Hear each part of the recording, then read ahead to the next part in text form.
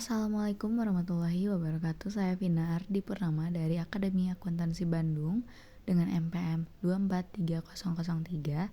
Di sini saya akan mempresentasikan mengenai alur pajak. Definisi pajak. Pajak adalah uang yang wajib dibayar ke pemerintah oleh orang atau perusahaan tanpa imbalan langsung untuk membiayai kebutuhan negara dan masyarakat.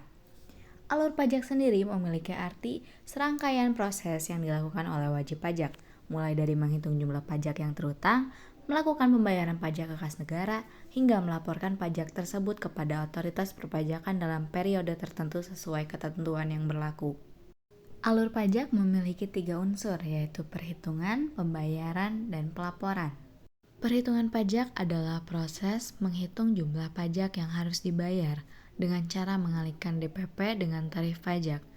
Pembayaran pajak adalah kegiatan menyetorkan pajak ke kas negara melalui bank, pos, atau secara online. Pelaporan pajak adalah proses melaporkan jumlah pajak yang telah dihitung dan dibayar, biasanya menggunakan SPT via e-filing. Baiklah, di sini saya akan menjelaskan lebih detailnya mengenai 3 unsur alur pajak tersebut. Yang pertama ada perhitungan pajak, memiliki tujuan untuk menentukan besarnya pajak yang harus dibayar sesuai dengan objek pajaknya, misalnya penghasilan, penjualan, atau aset. Langkah-langkahnya, yang pertama ada identifikasi objek pajak.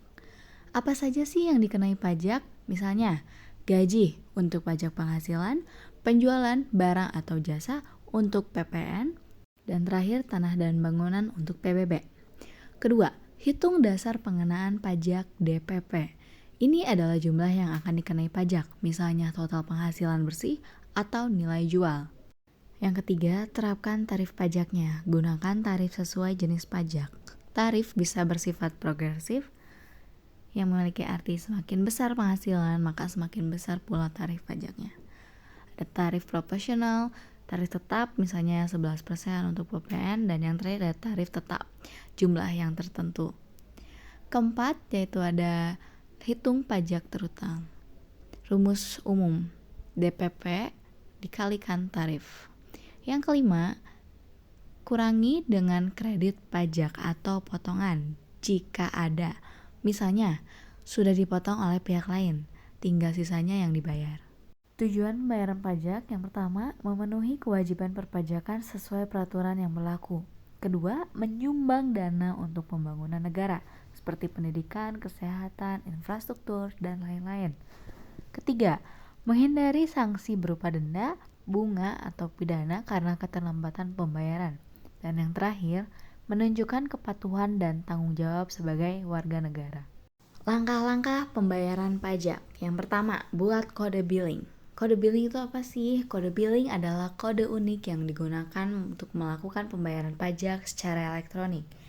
Memiliki fungsi untuk mengidentifikasi jenis pajak, masa pajak, dan jumlah pajak yang harus dibayarkan. Cara membuat kode billing bagaimana?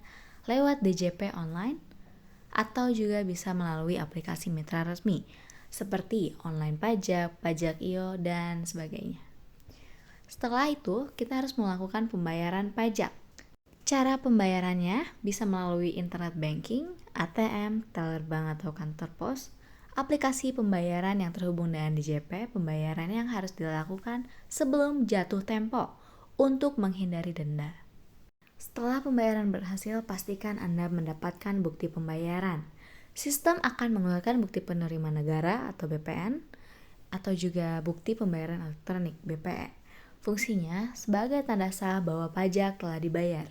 Digunakan untuk pelaporan pajak. Dan yang terakhir, menyimpan bukti pembayaran.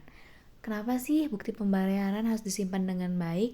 Itu memiliki keperluan seperti pelaporan pajak, SPT, dan juga arsip.